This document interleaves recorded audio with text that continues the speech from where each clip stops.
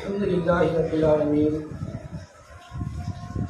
نحمده ونستعينه ونستغفره ونؤمن به ونتوكل عليه ونعوذ بالله من شرور انفسنا ومن سيئات اعمالنا من يهده الله فلا مضل له ومن يضلل فلا هادي له ونشهد ان لا اله الا الله ونشهد ان محمدا عبده ورسوله اللهم صل على محمد وعلى ال محمد كما صليت على ابراهيم وعلى ال ابراهيم انك حميد مجيد اللهم بارك على محمد وعلى ال محمد كما باركت على ابراهيم وعلى ال ابراهيم انك حميد مجيد اما بعد فقد قال الله تعالى في القران العظيم والفرقان المجيد اعوذ بالله من الشيطان الرجيم بسم الله الرحمن الرحيم يا أيها الذين آمنوا اتقوا الله حق تقاته ولا تموتن إلا وأنتم مسلمون صدق الله العظيم. அளவற்ற அருளாளனும் நிகரற்ற பேரின்புடையோடும் ஆகிய அந்த அல்லாஹ்விற்கே புகழ் அனைத்தையும் குறித்தாக்குவனாக வல்ல ரஹ்மானின் சாந்தியும் சமாதானமும் அகிலத்திற்கெல்லாம் அருட்கொடையாய் வந்துதித்த அண்ணலம் பெருமானார் ரசூலுல்லாஹி ஸல்லல்லாஹு அலைஹி வஸல்லம் அன்னவர்கள் மீதும் அவர்கள் வழிவந்த சத்திய சஹாபா பெருமக்களின் மீதும் இங்கே கூடியிருக்கிற நம் அனைவரின் மீதும் என்றென்றும் நிலவட்டுமாக. அன்புக்குரிய பெரியோர்களே, தாய்மார்களே, சகோதர சகோதரிகளே, அல்லாஹ்வுடைய கருணையினால் சிறப்பு வாய்ந்த ஜும்மாவுடைய நாளில் அல்லாஹுடைய இல்லத்தில் அந்த அல்லாஹுவை வணங்கி வழிபட வேண்டும் என்ற உயர்ந்த நோக்கத்திற்காக வருகை வந்திருக்கிறோம். இன்றைய ஜும்மாவில் நம்முடைய வாழ்வின் படிப்படிக்காக திருமறை திருக்குர்ஆனில் இருந்தும் நபிகள் நாயகம் ஸல்லல்லாஹு அலைஹி வஸல்லம் அவர்களுடைய போதனைகளில் இருந்தும் ஒரு சில செய்திகளை ஒரு தலைப்பின் கீழ் இன்ஷா அல்லாஹ் பார்க்க இருக்கிறோம். அன்புக்குரிய சகோதரர்களே, இன்றைய மனிதர்களுடைய வாழ்க்கை ஒரு இயந்திரத்தனமாக மாற்றப்பட்டு அவசர கதியாக வாழ்க்கையில எல்லாமே ஒரு அவசரமாக, கால நேரம் என்பது செல்வத்தை தேடுவதிலேயே மனிதர்களுடைய அதிகமான மக்களுடைய நேரத்தை அந்த செல்வம் தேடுவதிலேயே செலவழிக்கக்கூடிய ஒரு காட்சியை பார்க்கிறோம். காலையில எழுந்ததிலிருந்து இரவு படுக்கைக்கு செல்லுகிற வரை பொருளாதாரத்தை திரட்டுவதே மனிதனுக்கு பெரிய பிரச்சனையாக இருக்கிற ஒரு காலகட்டத்தில் வாழ்கிறோம். இன்னும் சொல்வதாக இருந்தால் இந்த மாதிரி ஒரு நிலைக்கு போன பிறகு மனிதர்களுடைய வாழ்க்கை எப்படி ஆயிடுச்சுன்னு சொன்னா ஒரு சுயநலம் மிக்க ஒரு வாழ்க்கையாக மாறி போய் பொருளாதாரத்தை திரட்டுவது, வீடு வாசல், தான் தன் மனைவி தன் குடும்பம் இதை பற்றியே சிந்திப்பதும் இதற்காகவே வாழும் ஒரு வாழ்க்கையை அமைப்பதை பார்ப்பது. அதிகமான மக்களுடைய வாழ்க்கையை நீங்க பாருங்க. மூமின்களை, முஸ்லீம்களை பற்றி பேசணும், மற்றவர்களை பற்றி நம்ம சொல்ல முடியாது. இறை நம்பிக்கையாளர்கள் நிறைய மக்களுடைய வாழ்க்கை என்னன்னா,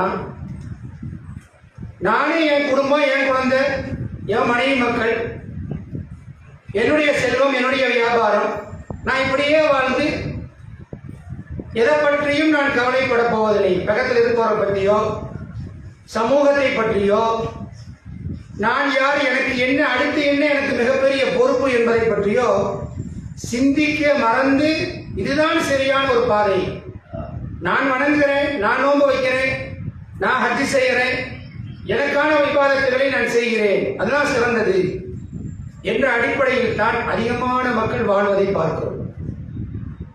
ஆனால் இஸ்லாமிய மார்க்கத்தை பொறுத்தவரை ஒரு இரையச்சமுடைய மார்க்கத்தை விளங்கிய ஒரு மூமினால் அப்படி வாழ முடியாது. காரணம் என்னவென்று சொன்னால், இஸ்லாமிய மார்க்கத்தில் நபிகள் நாயகம் ஸல்லல்லாஹு அலைஹி வஸல்லம் சொல்றாங்க. இப்போ சஹாபி கேட்கறாங்க, அவங்களுக்கு சொல்லித்தராங்க. முஸ்லீம்களே பதிவாக இருக்கிறது. இஸ்லாம் என்றால், மார்க்கம் என்றால் என்ன என்று கேட்கிற பொழுது, பிறருக்கு நன்மை செய்வது, பிறர் நலம் நாடுவது என்று நபிகள் நாயகம் ஸல்லல்லாஹு அலைஹி சொல்றாங்க. இஸ்லாம்னாவே மார்க்கம்னாவே என்னதான்? பிறர் நலம் நாடுவது என்று ரசூலுல்லாஹி ஸல்லல்லாஹு அலைஹி வஸல்லம் சொல்றாங்க. எந்த அளவுக்கு என்று சொன்னால்,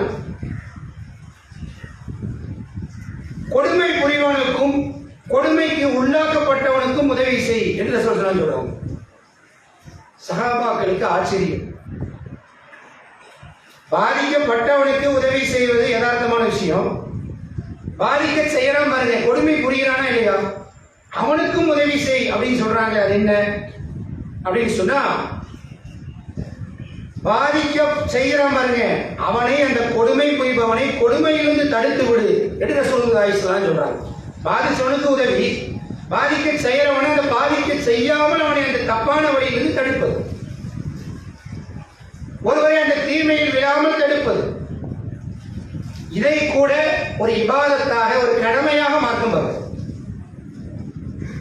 அன்புக்குரிய நல்லடியார்களே, ஒரு முஸ்லீமை பொறுத்தவரை சுயநலமிக்க ஒரு வாழ்க்கைக்கு அவன் சொந்தக்காரனாக இருக்க முடியாது. நான் சம்பாதிக்கிறேன், நான் செலவழிக்கிறேன், என் குடும்பம், என் மனைவி, எனக்கு என்ன, சமூகத்தை பற்றி எனக்கு என்ன கவலை அப்படின்னு நீங்க சொன்னா நம்ம நிறைய பார்க்கலாம். சமூகத்தை பற்றி கவலையா பேசுவாங்க.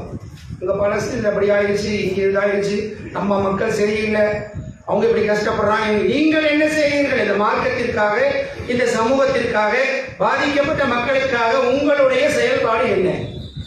நமக்கு அல்லாஹ் செல்வத்தை தந்திருக்கிறான். அல்லாஹ் நமக்கு வழங்கி அற்புடையில யோசனை பண்ணி பாருங்க. செல்வத்தை தந்திருக்கிறான், வாழ்நாளை ஆரோக்கியமாக தந்திருக்கிறான், கால நேரத்தை நமக்கு தந்திருக்கிறான், ஓய்வு நேரங்களை நிறைய நமக்கு இருக்கிறது.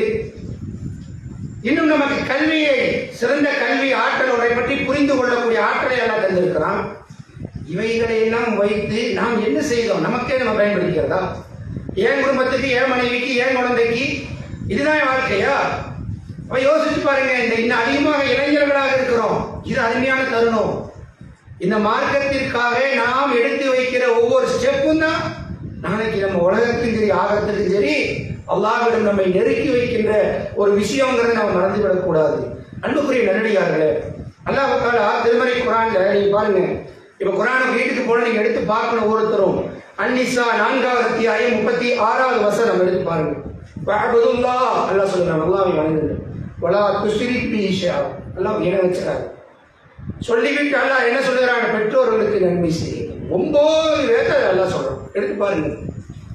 வபில் வாலிதைனி இஹ்சானா வபில் குர்பா வல் யதாமா வல் மசாகி, வரிசையா சொல்லிட்டே போ. பெற்றோர்களுக்கு நன்மை செய்யுங்கள், உறவுகளுக்கு நன்மை செய்யுங்கள், அனாதைகளை ஆதரியுங்கள், மசாக்கீன்கள் மிஸ்கீன்களுக்கு, ஏழைகளுக்கு உதவுங்கள், பக்கத்து வீட்டுக்காருக்கு உதவுங்கள், தூரத்து வீட்டுக்காருக்கு உதவுங்கள், பிரயாணத்திலே வரக்கூடிய உங்களுடைய பிரயாண தோழர்களுக்கு உதவுங்கள், பிரயாணத்திலே திக்கற்றவர்களாக வந்து ஒரு ஊரில் வந்து மாட்டிக்கிறாங்களே அந்த மாதிரி இருக்கிறவங்களுக்கு உதவுங்கள், உங்களுடைய அடிமைகளுக்கு நீங்கள் உதவுங்கள், நன்மை செய்யுங்கள் என்று அல்லாஹ் ரப்பல் ஆலமீன் கட்டளையிடுகிறான் மூமின்களுக்கு. அன்புக்குரிய நல்லடியார்களே, இதில் பாருங்க எல்லாமே வந்துட்டாங்க. சமூகத்திற்கு நீங்கள் என்ன செய்ய வேண்டும், பெற்றோரா இருந்தா, உறவுகளா இருந்தா என்ன செய்ய வேண்டும் என்பதை அல்லாஹ் சொல்லுகிறான். ஆனா நீங்க எப்படி தெரியுங்களா வாழ்க்கை? சொந்த அண்ணே தம்பி கஷ்டப்படுறத கண் கொண்டு பாக்குறது இல்லை. தன்னோட பிரச்சனை, தன்னோட வாழ்க்கை, தன்னோட இது, தம்பி அண்ணனை பாக்குறது இல்லை. இன்னைக்கு உள்ளங்கள் சுருங்கி போய் விட்டது. எல்லாமே ஒரு சுயநலத்தை நோக்கி வேகமா போறாங்க. இதுக்கு மிகப்பெரிய தூண்டுகோலாக இருக்கிறது யாருங்க? பெண்கள் தான். வீட்டில் இருக்கிற தாய்மார்களே விளங்கல. நீங்க எதுக்கு அதுக்கு கொடுக்குறீங்க, நீங்க எதுக்கு அவங்களுக்கு செய்யறீங்க, நீங்க எதுக்கு அவங்கள பாக்குறீங்க என்று தடுக்கிறீர்கள். இது உங்களுக்கு எதிரானது என்பதை நீங்கள் மறந்து விடுகிறீர்கள். நமக்கு எதிரானது என்பதை நாம் மறந்து விடுகிறோம். அன்புக்குரிய நல்லடியார்களே, இது சாதாரணமான விஷயம் அல்ல. நம்ம சுவராசியமான உருக்கமான பயான் நிறைய போடலாம். சிந்தித்து பார்த்தீர்கள் என்றால் நம்முடைய வாழ்க்கையில, நமக்குடைய வாழ்க்கை, நமக்கு ஒரு ஈமான், நமக்கு தௌஹீது, நமக்கு ஆரோக்கியம், நமக்கு செல்வம், நமக்கு அறிவு, நமக்கு கல்வி எல்லாம் தந்திருக்கிறான், ஆற்றலை தந்திருக்கான். என்ன செய்யணும்? என்ன இதுக்காக என்ன செய்யணும்? இந்த மார்க்கத்துக்கு என்ன செய்யணும்? நான் தொழுகிறோன்னு சொல்ல போறோமா? நாளைக்கு மறுமையில போய் நான் 5 நேரம் தொழுதோன்னு சொல்ல போறோமா? இல்ல நோன்பு வச்சு இதெல்லாம் முஸ்லீமா இருக்கிறதுக்கான ஊழ். உங்களை வேலைக்கு தேர்வு செய்வதற்கான சர்டிபிகேட். வேலை என்ன செய்தீர்கள்? என்ன உழைத்தீர்கள்? யாருக்காக என்ன செஞ்சீங்க? சமூகத்துக்கு என்ன செஞ்சீங்க, பக்கத்து வீட்டுக்கு என்ன செஞ்சீங்க, உறவுகளுக்கு என்ன செய்தீர்கள், உன்னை போன்ற சக மனிதனுக்கு நீங்கள் என்ன செய்தீர்கள் என்ற கேள்வியை மார்க்கம் வைக்கிறது. இது இஸ்லாம் என்கிறது. பிறர் நலம் நாடுவதுதான் மார்க்கம், தீன் என்று ரசூலுல்லாஹி ஸல்லல்லாஹு அலைஹி வஸல்லம் சொல்லி தராங்க. அன்புக்குரிய நல்லடியார்களே, இன்னும் நாம் விளங்குறதா இருந்தா பாருங்க. ரசூல் ஸல்லல்லாஹு சொல்றாங்க, இந்த செய்தி புகாரிலே இடம்பெற்றிருக்கிறது. திருமதி நிறைய கிரந்தங்கள், எல்லா கிரந்தங்களையும் இருக்கிறது, நீங்க எடுத்து பார்க்கலாம். அதில் ரசூல் ஸல்லல்லாஹு சொல்றாங்க, ஒருவர் வறியவர்களுக்காக விதவைகளுக்காக யார் பாடுபடுகிறாரோ, ஏழைக்காகவும் விதவைக்காகவும் பாடுபடுகிறவருங்க, அவர் இரவு முழுக்க நின்று வணங்கியவரை போலாவார், பகலெல்லாம் நோன்பு நோற்றவரை போலாவார், அல்லாஹ்வுடைய பாதையில் போராட்ட களத்தில் ஜிஹாது செய்தவரை போலாவார் என்று நபிகள் நாயகம் ஸல்லல்லாஹு அலைஹி சொல்றாங்க. எவ்வளவு பெரிய வார்த்தை பாருங்க. நான் நின்று வணங்குறேன்னு வச்சுக்கோங்களேன், இரவல் நின்று, அதே அந்த வணக்கம் மட்டும்தான். நோன்பு கிடைக்குமா கூலி? போர்க்களத்துக்கு போன கூலி கிடைக்குமா? பகலில் நோன்பு வைக்கிறேன்னா நோன்பு வைக்கிறது மட்டும்தான். ஆனா ஒரு ஏழைக்கு, ஒரு விதவைக்கு அவங்களுடைய வாழ்க்கை உதவுதுன்னா என்ன? பணங்காசு மட்டும் இல்லை, ஒரு ஏழைக்கு வழிகாட்டுவது, ஒரு ஆலோசனை சொல்வது, அவங்களுடைய துயரை துடைப்பதற்கான ஒரு பாதை காட்டுவது, ஒரு திக்கட்டு நிற்கிறாங்களா அதுக்கு என்ன செய்வேன் என்பதற்கு ஒரு ஏற்பாடு செய்வது, ஒரு விதவை இருக்காங்களா அவங்களுடைய மறுவாழ்வுக்கு ஏதாவது வாய்ப்பு இருக்குதா, அல்லது அவங்களுக்கு குழந்தை குட்டியை வைத்துக் கொண்டு கணவன் இல்லை, குடும்பத்தில் கஷ்டப்படுகிறார்களா, ஏதாவது அவர்களுக்கு செய்வது, ஏதாவது உதவி. இதெல்லாம் மார்க்கம் என்று நாம் நினைக்கல. இதெல்லாம் நம்ம என்ன நினைக்கிறோம், 4 பேர் வந்து நம்ம டொனேஷன் கேட்டால் செய்வதற்கு தான் தர்மம். நம்ம என்ன கணக்குங்க, பள்ளிவாசல்ல மைக்கு போட்டு அதை பத்தி பேசி எல்லாரும் உதவி செய்யுங்க என்று கொடுப்பது தர்மம். யாராவது நம்மகிட்ட வந்து ஜமாத்தா வந்து கூட்டா வந்து உதவி செய்யுங்க, இந்த பிரச்சனை இருக்குது, ஒரு நோயாளி உடம்பு சரி கொடுப்பது தர்மம் என்று விளங்கி இருக்கிறோம். என்னுடைய வாழ்க்கையில் ஒரு அங்கமாக மாறணும். கண் பார்வை பார்த்தால் பக்கத்து வீட்டை பார்க்கணும், நம்ம உறவுகளை கண்காணிக்கணும். அல்ல நம்ம செய்யறோம்னா என்ன, நானே கஷ்டத்தில் இருக்கிறேன், மார்க்கம் அப்படி சொல்லல. உனக்கு என்ன முடியும்? காசு முடியாதா? பரவாயில்ல, நிறைய வேலை இருக்குது. அக்கறை பிரயாணி அவங்க மேல, அவங்க வரக்கூடாதுன்னு நினைக்கிற, பக்கத்தில் அண்டக்கூடாதுன்னு நினைக்கிற உறவுகளை வெட்டி வீசுகிறார்கள் பெண்கள், தாய்மார்கள். சிந்திச்சு பாருங்க அன்புக்குரிய நல்லடியார், எவ்வளவு பெரிய இபாதத்து, எவ்வளவு அல்லாஹ் விரும்புறான். இதைய நம்ம யோசிக்கிறோமா? இதைய அப்ப எவ்வளோ ஒரு ஏழைக்கு போய் நீங்க உதவி செஞ்சா, அந்த விதவைக்காக நீங்க பாடுபட்டா, அவங்களுக்கு ஒரு வாழ்க்கைக்கு ஒரு ஏற்பாடு நீங்க செஞ்சா, இரவெல்லாம் நின்று வணங்குறது முடியுமா நம்மளால? வாழ்க்கையில ஒரு நாளா இரவு நின்று வணங்கி இருக்கிறோமா? அதே இந்த தௌஹீத் கொள்கை தெரிஞ்ச உடனே முதல்லையாவது 27 இபாதத்தில் நின்றுட்டு இருந்தோம். இன்னைக்கு நமக்கு ஞானம் பிறந்து விட்டது, நமக்கு நம்ம சர்டிபிகேட் வாங்கிட்டோம். அமல்கள் எல்லாம் எவ்வளவு சலுகை நம்மகிட்ட கேட்கணுங்க. அமல்கள்ல சலுகை அப்படின்னா தௌஹீத்வாதி தான். ஒரு ரக்காத் வித்துருதான் நானு ஆயுசுக்கு ஒண்ணுதான் தொழுகுவேன். ரசூல் சொல்லாத ஒண்ணுதான் ஆயுசுக்கு தொழுதாங்க. அப்படித்தானே நம்முடைய வணக்கங்கள்.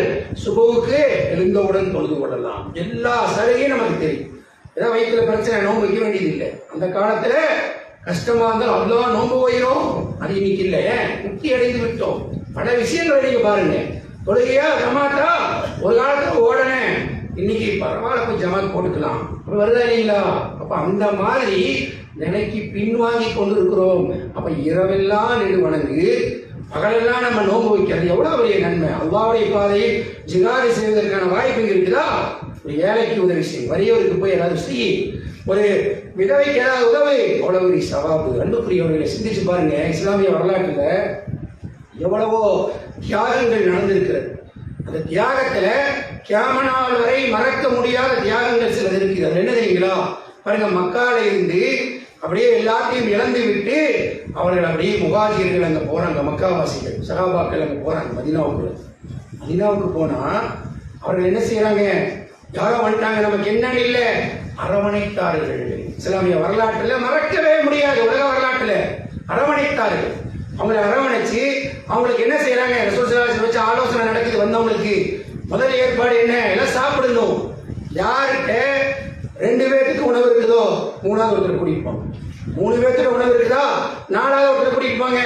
ஒருவருடைய உணவு தான் இருக்குதா இன்னும் ஒரே ஒருத்தர் கூட்டிப்பாங்க, 2 பேரை கூட்டிப்பாங்க என்று சாப்பாட்டுக்கான ஏற்பாடு ஃபர்ஸ்ட். அடுத்த ஆலோசனை என்ன செய்யலாம், அவங்களுக்கு ஏதாவது செய்யணும். அப்ப அவங்க சகாபாக்கெல்லாம் உழைக்க தயாரா இருந்தாங்க. எங்களுடைய விவசாய நிலம் இருக்கிறது, அதை உழையுங்கள், காலையிலிருந்து உழைங்க, நாங்கள் கூலி தரோம், எங்களை பார்ட்னர் ஆக்கிறோம் என்று சொன்னார்கள். வரலாறு எடுத்து படிச்சு பாருங்க. நமக்கு என்ன அதேபோல அதிலே உச்சபட்சமா சொன்னார்கள், 2 பேர்த்தையும் சகோதரர்களாக்கும் பொழுது 2 தோட்டம் இருக்குது, 1 எடுத்துக்கோங்க. 2 வீடு இருக்குது, 1 எடுத்துக்கோங்க.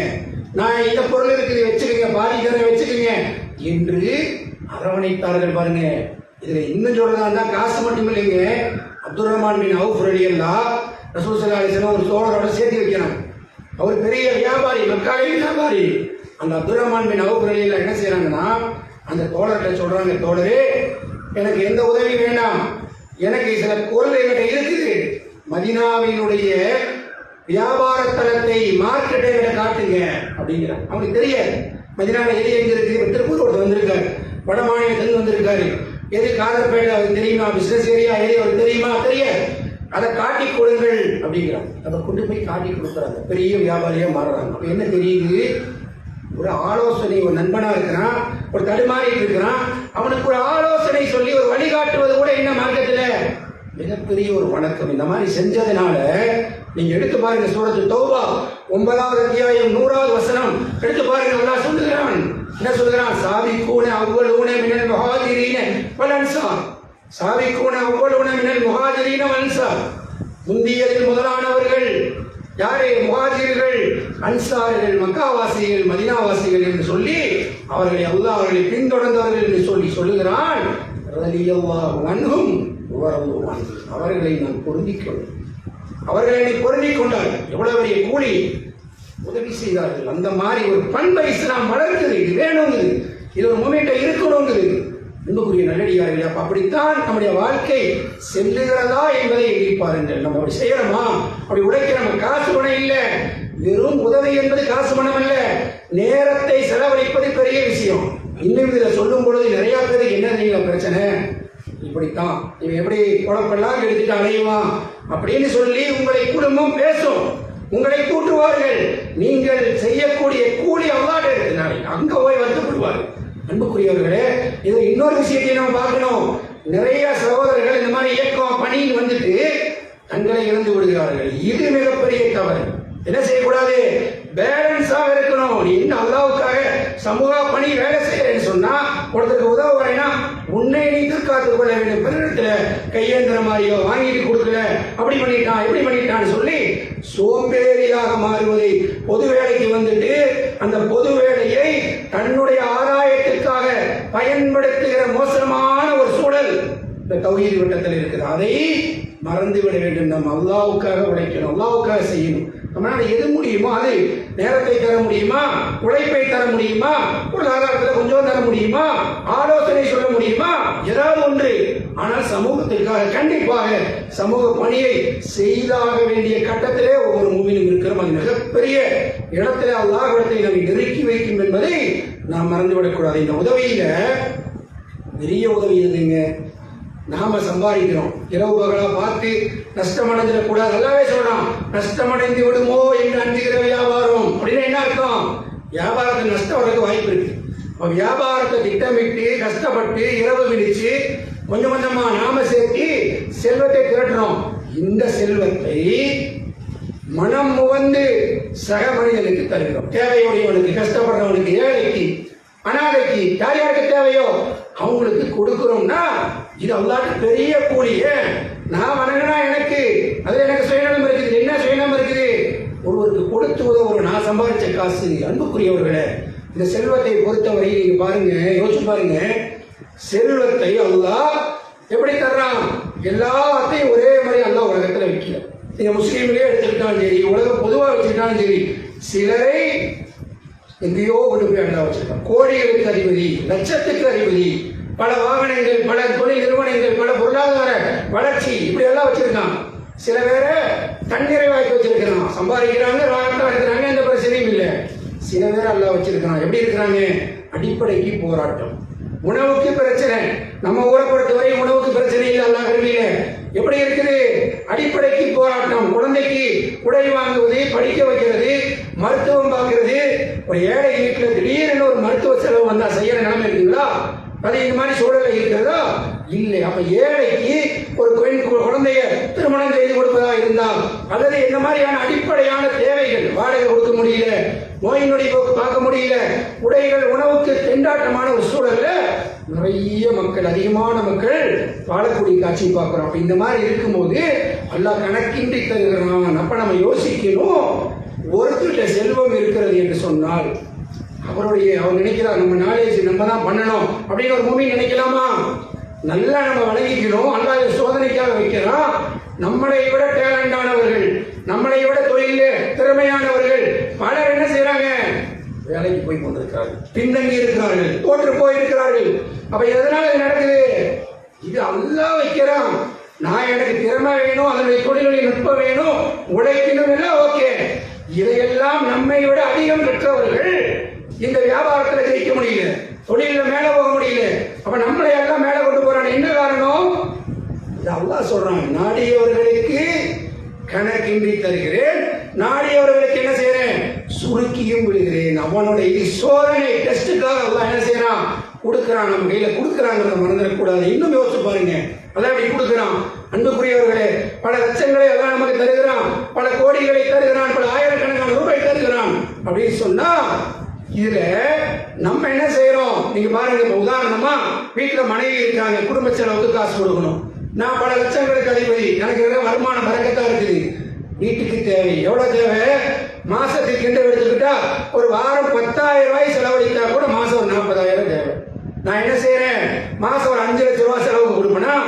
கொடுக்க மாட்டேன். ஏன்? தேவையில்லை. அப்படி கொடுத்தா அவர் சரியான ஒரு கிடையாது. என் குழந்தை இருக்குது, அந்த குழந்தைக்கு காலேஜுக்கு போறான், அல்லது பெண் குழந்தை படிக்க போகுது, செலவுக்கு காசு தரணும். எவ்வளவு கொடுப்போம்? தேவைக்கு கொடுப்போம். நம்ம என்ன ஒரு 5,000 எடுத்துட்டு போ, இன்னைக்கு ஒரு 10,000 கொண்டு போ, இன்னைக்கு ஒரு 25,000 கொண்டு போ என்று ஒரு தகப்பன் செய்வானா? செய்ய மாட்டான். தான் குழந்தைதான், அப்படி செய்ய மாட்டாயா? அப்படி செய்தால் அவனை நம்ம என்ன சொல்லுவோம்? அறிவில்லை இவனுக்கு அப்படின்னு. நீங்க சிந்திச்சு பாருங்க, எனக்கு என் குடும்பத்துக்கு தேவை மாசத்துக்கு அதிகபட்சமா 50,000 இருந்தா போதும். அதிகம் 50, 10,000 இருந்தாலும் வாடகை அது வேற விஷயம். ஒரு 50,000 இருந்தா போதும். எனக்கு மாசத்துக்கு 5 லட்சத்தை தருகிறான். அப்ப அல்லாஹ் விவரம் இல்லாமல் செய்கிறானா? எனக்கு இவ்வளவு வேட்டையான இருக்கும்போது, மனுஷனுக்கு இவ்வளவு யோசனை இருக்கும்போது, என்ன படைச்சவனுக்கு தெரியாதா? உனக்கு 30,000 ரூபாய் இருந்தா போதும், உன் குடும்பத்துக்கு 10,000 இருந்தா போதும், உன் குடும்பத்துக்கு 20,000 இருந்தா போதும் என்பது அல்லாஹ்வுக்கு தெரியாதா? 20க்கு 2 லட்சம் தரானே, 50,000க்கு 5 லட்சம் தரானே, 5 லட்சத்துக்கு 5 கோடி தரானே, எதற்கு? டெஸ்ட் பண்றான். நீ என்ன செய்யற? அவனுக்கு கொடுக்குறேன். என்ன செய்யற? சந்ததியா சேர்த்து வைக்கிறியா? 500 வருஷத்துக்கு வாழ்றதுக்கு ஏற்பாடு செய்கிறாயா? அன்புக்குரிய நல்லடியார்கள், ஒரு மூவியை பொறுத்தவரை பயங்கரமான சோதனைக்கு உள்ளாக்கப்படுகிறோம். கொடுக்கிறான் தான். என்ன செய்ய? என்ன பண்ற? இதை வச்சு என்ன பண்ற? ஆகரத்தை விலைக்கு வாங்குறியா? நீ உலகத்தினுடைய வாழ்க்கையை சிறப்பாக அமைத்துக் கொள்கிறாயா என்ற பயிற்சி களத்திலே மூமின்கள் இருக்கிறோம் என்பதை மறந்துவிடக் கூடாது. அன்புக்குரியவர்களே, இதெல்லாம் சொல்லும் போது நமக்கு யோசனை வரும், அதெல்லாம் ஏழைகளுக்கு அப்படி கிடையாது, யாருக்கு வசதியானவர்களுக்கு என்று நாம் எண்ணிவிடக் கூடாது. அல்லாஹ் குர்ஆன்ல சொல்லி காட்டுறான். எடுத்தோடனே குர்ஆனை திருப்புறோம். அலிஃப் லாம் மீம் தாலிகல் கிதாபு லா ரைப ஃபீஹி ஹுதல் லில் முத்தகீன் அல்லதீன யுமினூன பில் கைப் வ யுகீமுனஸ் ஸலாத்த வ மிம்மா ரஸக்னாஹும் யுன்ஃபிகூன். மூமின்கள் யார் தெரியுமா? மறைவானதை நம்புவாங்க, தொழிலை நிலைநாட்டுவாங்க, அவர்களுக்கு நாம் அளித்ததில் இருந்து செலவழிப்பார்கள். என்ன அடிச்சிருக்கிறாங்க? 2,000 வருதா? 2,000த்துல நீ 25 ரூபாய் செலவு செய்யறியா? 2,000த்துல நீ 20 ரூபாய் செலவு செய்யறியா? 50 ரூபாய் செலவு செய்யறியா? 2,000த்துல 100 ரூபாய் செலவு செய்யறியா? அளித்ததில் இருந்து செலவழிப்பார்கள். அதனாலதான் ரசூலுல்லாஹி ஸல்லல்லாஹு அலைஹி வஸல்லம் சொன்னாங்க, மூமின்களுக்கு ஒரு பண்பாகவே இருக்க வேண்டும் என்பதற்காக பேரித்தம்பழத்தின் பாதியை செலவழித்தாவது நரகத்தை விட்டு பாதுகாத்துக் கொள்ளுங்கள். பேரிச்சம்பழம் முழுசா கூட இல்லை, பாதினா என்னங்க? பொருள் வெப்பமானதா இருக்கலாம், செய்வது அல்லாஹ்வுக்காக. நீ செய்யற பண்பு உங்கள்கிட்ட இருக்கணும், செய்யணுங்கிற எண்ணம் உங்கள்கிட்ட இருக்கணும், செய்யணுங்கிற ஒரு குணாதிசயத்தை நாம் வளர்த்து கொள்ளணும். அன்புக்குரிய நல்லடியார்களே, சகாபாக்களுடைய வாழ்க்கையை நீங்க பாருங்க. சகாபாக்களுடைய வாழ்க்கையை உமர் ரலியல்லாஹு மக்காவில் இருந்து மதீனாவுக்கு போயிட்டாங்க. ஆரம்பத்தில் எல்லாத்தையும் இழந்தாங்க, போயாச்சு, கஷ்டப்படுறாங்க. ஒரு காலகட்டம் வருகிறது, கைபர்ல வெற்றி கொடுத்த பிறகு நிறைய இடம் வருது, அதுல ஒரு தோட்டம் வருது. ரசூல் ஸல்லல்லாஹு அலைஹி வஸல்லம் உமர் ரலியல்லாஹு கொடுக்குறாங்க, போர்ல கலந்துருக்கா அப்படி வச்சுக்கோங்க. உமர் ரலியல்லாஹு பெற்றுக்கொண்டு பிறகு ரசூலுல்லாஹை சந்திக்கிறாங்க. அல்லாஹ்வுடைய தூதரே, இந்த தோட்டத்தை நான் அல்லாஹ்வுடைய பாதையில் செலவழித்து விடட்டுமா? ரொம்ப நாளைக்கு பிறகு ஒரு இடம் கிடைக்கும் மதீனாவுல. இதை நான் செலவழிச்சிருக்குமா அப்படின்னு கேட்குறாங்க. ரசூல் ஸல்லல்லாஹு அலைஹி வஸல்லம் சொன்னாங்க, உமரே வேண்டாம், இதை நீங்கள் குத்தகைக்கு அதாவது வியாபாரத்துக்காக உபயோகப்படுத்துங்க, ஒருத்தரை வச்சு அதை வேலை செய்யுங்க, அதில் வரும் லாபத்தை தர்மமாக்குங்க, தோட்டத்தை நீங்களே வச்சுக்கோங்க, குடும்பத்துக்கு தேவை என்று அழகான ஆலோசனை சொல்கிறார்கள். அன்புக்குரியவர்களே, நாம் இருக்கிறோம், நம்மள்ட்ட ஏதாவது காசு பணம் நிறையா இருக்குது, நிரந்தரமாக ஒரு தொழிலை செஞ்சு அதிலிருந்து வர்ற வருமானத்தை நம்ம ஏழை எளியவர்களுக்கு, ஆதரவற்றவர்களுக்கு, திக்கற்றவர்களுக்கு, இந்த மார்க்கத்துடைய வளர்ச்சிக்கு செலவழிக்க வேண்டும் என்று எண்ணுகிற பொருளாதாரத்தை தன்னிறைவடைந்த எத்தனை பேர் இருக்கிற சமூகத்தில் யோசிச்சு பாருங்க, எத்தனை பேர் இருக்கிறா. அப்ப நம்ம உமரலையாக வருது, செலவழிக்கிட்டா ரசூலுல்லாஹ் செலவழிக்காத, வருமானத்தை தேடி வருமானத்தை செலவழி, தோட்டத்தை வச்சுக்கோ, ஒரு வியாபாரத்தை செய்யி, 4 வியாபாரம் இருக்குதா, ஒன்றில் வருமானம் வருதா, இது நம்ம அல்லாஹ்வுக்காகவே செலவழிக்கணும் என்ற அளவுக்கு நம்முடைய உள்ளம் விரிவா இருக்குதா? விரிவா இல்லை. ஏன் தெரியுங்களா? நம்மளுக்கு செய்தான் அடிக்கடி தூண்டுவான். எப்படி தூண்டுவான்? கொடுத்தா போயிடும். நம்ம செஞ்சுட்டா இதுக்கு மேல செஞ்சா ஓரளவு செய்யலாம், அதிகமா செஞ்சா என்ன ஆயிரும், நம்மளை விட்டு போயிடும் அப்படின்னு நினைக்கிறோம். பாருங்க, ரசூலுல்லாஹி ஸல்லல்லாஹு அலைஹி வஸல்லம் வீட்டுக்கு வராங்க. அன்னை ஆயிஷா ரலியல்லாஹு அன்ஹா தொடை கரியினுடைய அந்த தொடை ஒரு நாட்டு தொடை, அதை எடுத்து அடி வச்சுட்டு அன்னை அவங்கள்ட்ட சொல்றாங்க, அல்லாஹ்வுடைய தூதரே, ஒரு ஆட்டை நான் அறுத்து எல்லாத்தையும் ஏழைகளுக்கு கொடுத்துட்டு மற்றவங்களுக்கு கொடுத்துட்டு உங்களுக்காக பிரியமா சாப்பிடுவீங்கிறதுனால இதை மட்டும் எடுத்து வச்சேன் அப்படிங்கிறாங்க. ரசூலுல்லாஹ் சொல்றாங்க, கியாமத் நாள் வரை வருகிற மூமின்களுக்கு பாடமாக சொல்றாங்க, ஆயிஷாவே கொடுத்தீங்களா வெளியில, அதுதான் நம்முடையது, இது நம்முடையது அல்ல. சாப்பிட்டா முடிஞ்சு போச்சு. கொடுத்தீங்களா வெளியில, அதுதான் நம்முடையது. அப்படியானா என்ன அர்த்தங்க? நான் என்னவெல்லாம் செய்யறனோ அதெல்லாம் எனக்கு சேர்ந்தது. நான் உழைப்பது, நேரத்தை செலவழிப்பது, ஆலோசனை சொல்வது, அவங்களுக்காக கஷ்டப்படுவது, பொருளாதாரத்தை கொடுப்பது எல்லாமே எனக்கு சேர்ந்தது. எனக்கு எது இல்லை, சாப்பிட்றது எனக்கு இல்லை. அதனால சொல்ல சொன்னாங்க, ஆதமுடைய மகன் என்னுடையது என்னுடையதுங்கிறான். அவன் உண்டு முடித்ததும் உடுத்தி கிழித்ததை தவிர அவர் எதுவும் அவனோடது இல்லை. சாப்பிட்டோம், காலையில் டிஃபன், மதியானம் இப்போ வீட்டில் எல்லாம் ரெடியாக இருக்குது, குஸ்கா ரெடியாக இருக்குது. நம்மளுக்கு அது இருக்குதா தெரியாது, அவனுக்கு தான் தெரியும், ரப்புக்கு தான் தெரியும். சரி, நம்ம வீட்டில் தான் சாப்பிடலான்னு இருக்கிறோம், திடீர்னு வெளியில் போக வேண்டிய எங்கேயோ போய் எல்லாம் சாப்பிட சூழல எல்லாம் வைக்கிறான். ரிசர்ச் எங்கே இருக்குது, இருக்குதா இல்லையா, அது கூட நமக்கு தெரியாது. உடுத்தி கிழிச்சிட்டோம், நாளைக்கு ட்ரெஸ் எல்லாம் வீட்டில் இருக்குது, ரெடியாக இருக்குது, அது அணியுமா, அதுவும் தெரியாது. அதனால தான் சொன்னாங்க, உடுத்தி கிழித்ததும் சாப்பிட்டு முடிச்சதும் உன்னோட இருக்கிறதெல்லாம் உன்னுடைய இல்லை. அப்போ இவ்வளவு அற்புதமான செய்திகளை தாங்கிய ஒரு மார்க்கத்தில் எப்படிப்பட்ட வாழ்க்கை நாம் வாழுகிறோம் என்பதை எண்ணி பாருங்கள். ஏதோ பயான் சொல்லணும் கேட்கணுங்கிறது இல்லை, அவரவர் சிரித்து பாருங்கள். என்னை அல்லாஹ் மூமினாக்கி இருக்க அந்த மார்க்கத்துக்காக நான் என்ன செய்யறேன், நான் என்ன உழைக்கிறேன். நிறைய பேருக்கு என்ன தெரியுங்களா, சில பேர்த்துடைய வேலை, இயக்கத்தோட வேலை, கொஞ்சம் பேர் அலைவான், அதெல்லாம் தூக்கிட்டு பயானி அது இது சேவை உதவி அப்படின்னு சொல்லிட்டு அலைவான் அப்படின்னு நினைக்கிறாங்க. சில பேர் இயக்கம் அதே ஒரு குழப்பா வச்சுட்டு அப்படி சுற்றுறதையும் பார்க்குறோம். இஸ்லாமிய இபாதத்தா பாருங்க, நீங்க அவங்கவுங்க கபருக்கு நான் எனக்கு நான் என்ன செய்ய, என்னுடைய வாழ்க்கையில நான் எனக்கு எல்லாம் எல்லாம் கொடுத்துருக்கானே இல்லையா, இதை வைத்து இந்த சமூகத்துக்கு, இந்த மார்க்கத்துக்கு, மனித குலத்துக்கு நான் என்ன செய்கிறேன், வந்தேன் வாழ்ந்தேன் மண்டை போட்டேன் அடக்கம் பண்ணேங்கிறதா வாழ்க்கையா? அதான் வாழ்க்கையா? நிறைய சேர்த்து வச்சுட்டு போயிட்டேங்கிறதா வாழ்க்கையா? அன்புக்குரிய நல்லடியார்களே, வாழ்ந்தேன், பிறர் நான் சென்ற வரவும் என்னை நினைத்து எனக்காக துவா செய்யக்கூடிய அளவுக்கு என்னுடைய வாழ்க்கை மேம்பட வேண்டும். அதுக்கு செல்வம் முக்கியம் அல்ல, அதுக்கு சிந்தனை தான் முக்கியம். செல்வம் ரெண்டாவது. அல்லாஹ் நமக்கு அந்த எண்ணம் இருந்தா அது நம்ம கரங்களை தந்து நமக்கு அல்லாஹ் கொடுப்பான். அந்த சிந்தனை இருக்கணும் நம்மள்ட்ட அந்த வாழ்க்கையில அல்லாஹ்வுக்கான வாய்ப்பை கேட்கணும். அப்படித்தான் சஹாபாக்கள் வாழ்ந்தார்கள், அப்படித்தான் ரசூலுல்லாஹி ஸல்லல்லாஹு அலைஹி வஸல்லம் வார்த்தெடுத்தார்கள் என்ற செய்திகளை நாம் புரிந்து கொள்ள வேண்டும். அன்புக்குரிய நல்லடியார்களே, ஒரு நாள் ரசூலுல்லாஹி ஸல்லல்லாஹு அலைஹி வஸல்லம் பள்ளிக்கு வராங்க. பார்த்தா ஆடைகள் எல்லாம் அப்படியே அலங்கோலமா, தலைவிரி கோலமா, வாடி வதங்கி எலும்பெல்லாம் உள்ள போய் பசியில அப்படி இருக்கிற கூட்டத்தை பார்க்குறாங்க. மூலர் கூட்டம்னு சொல்லக்கூடியவங்க. அப்படி பார்த்தோன்னே ரசூலுல்லாஹ் முகமெல்லாம் மாறிடுச்சு. நம்முடைய ஆட்சியின் கீழ் மதீனாவில் இப்படி மக்கள் வாடுகிறார்களா என்று வருத்தப்பட்டு விட்டு பிலால் ரலியல்லாஹு அன்ஹு தொழுகை நேரம் வாங்க சொல்றாங்க. பிலால் ரலியல்லாஹு சஹாபாக்கள் எல்லாம் வராங்க, தொழுகை நடத்தினாங்க. ரசூலுல்லாஹ் தொழுகை முடிந்தவுடன் ஒன்றும் செய்யல, மெம்பரில் ஏறாங்க. மெம்பரில் ஏறி நீண்ட நெடிய 1 மணி நேரம் பயான் போடல. ஒரே ஒரு குர்ஆன் வசனம் 59வது அத்தியாயம் எடுத்து பாருங்க, நீங்க 18 எடுத்து பாருங்க.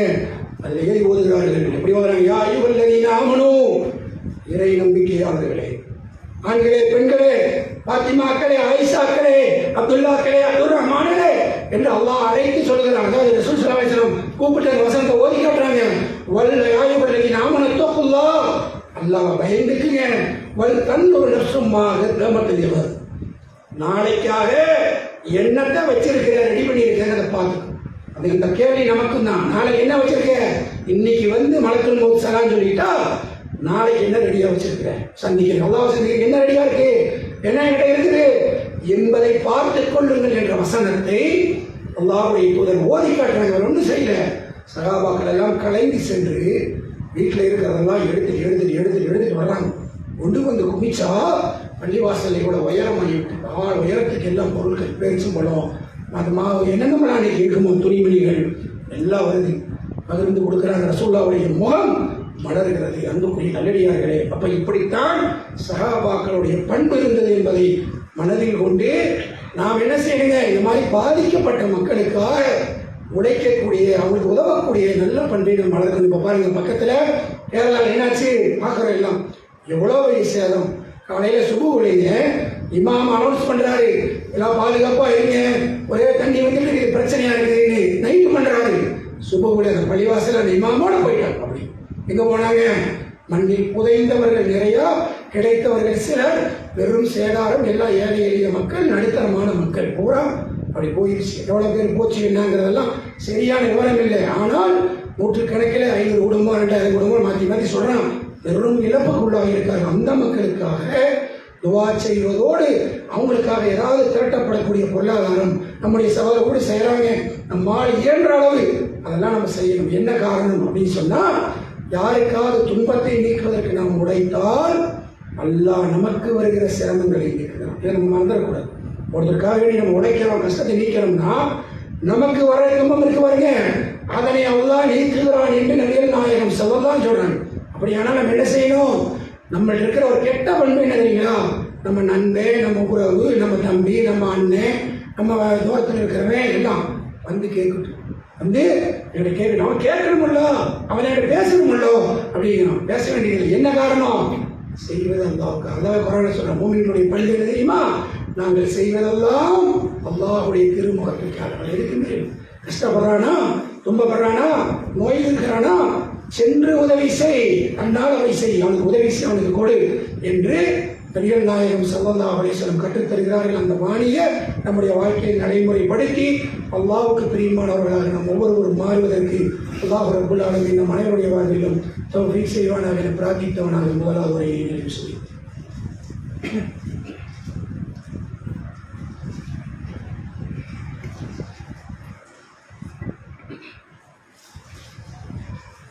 அல்ஹம்துலில்லாஹி ரப்பில் ஆலமீன். அன்புக்குரிய சகோதரர்களே, இஸ்லாம் என்றாலே பிறர் நலம் நாடுவதுதான், பிறருக்கு நன்மை செய்வதுதான் என்பதை ரசூலுல்லாஹி ஸல்லல்லாஹு அலைஹி வஸல்லம் கற்றுத்தந்தாங்க. அந்த அடிப்படையில் நம்முடைய வாழ்க்கையை அமைப்பதற்கு நாம் கடமைப்பட்டிருக்கோம். இதில் பெண்கள் கவனிக்கணும். என்ன அப்படின்னு சொன்னால், ரசூலுல்லாஹி ஸல்லல்லாஹு அலைஹி வஸல்லம் மெஹராஜுக்கு போனாங்க இல்லைங்களா, போகும்போது அதிகமான மக்களை, பெண்களை நான் நரகத்தில் பார்த்தேங்கிறாங்க. அதுக்கு என்ன காரணம், அது நமக்கு தெரியும். எல்லாம் சொன்னாங்க, நீங்கள் சாபம் விடுகிறீர்கள், கணவனுக்கு நன்றி கட்டி நடக்கிறீர்கள் எல்லாம் சொன்னாங்க. அதுக்கு தீர்வு என்ன சொன்னாங்க, தப்பிக்கிறதுக்கு தர்மம் செய்யுங்கள், ஏழை எளியவருக்கு, பாதிக்கப்பட்டவர்களுக்கு உதவி செய்யுங்கள் என்று பெண்களுக்கு கட்டளையிட்டாங்க. அப்போ நம்ம வீடுகளில் இருந்து ஒரு கணவர் செய்கிறாருன்னா தூண்டுகோலாக இருக்கணும், செய்யுங்க, உதவுங்க. மச்சானா மச்சன்னா, சொந்தமா பந்தமா, கணவருடைய குடும்பமா, உங்க குடும்பமா, பாகுபாடு பார்க்க யாருக்கு தேவை செய்யணும். ஆனால் என்ன, அவங்களுக்கு செய்யாத, இவங்களுக்கு செய்யாத, செஞ்சா பிரச்சனை. இதனாலேயே நிறைய பேர் என்ன செய்யறான், ஆம்பளை பயந்துக்கிறான், செய்ய மாட்டேங்கிறான். நான் அப்படி சொல்றதுனால நீ நினைக்காத, உண்மையை நடக்கிறத சமூகத்தில் வேலை செய்யறதுனா எனக்கு தெரியும், பிரச்சனையாக இருக்கிறது. அப்போ அந்த மாதிரி செய்யாதீங்க, நீங்களும் செய்யணும். நீங்கள் நரகத்திலும் தப்பிக்கணுமா, உங்களுடைய பாவங்கள் மன்னிக்கப்பட வேண்டுமா, நீங்கள் உங்களுக்கு வரக்கூடிய பொருளாதாரத்திலிருந்து பக்கத்தில் இருக்கிற ஏழை எளியவர்கள், பெண்கள், தாய்மார்கள், வேலைக்கு போறவங்க, முடியாதவங்க, திக்கற்றவர்கள்ட்ட நீங்க உதவி செய்யுங்க. கணவனுடைய கவனத்துக்கு கொண்டு போங்க, வாங்கி கொடுங்கள்.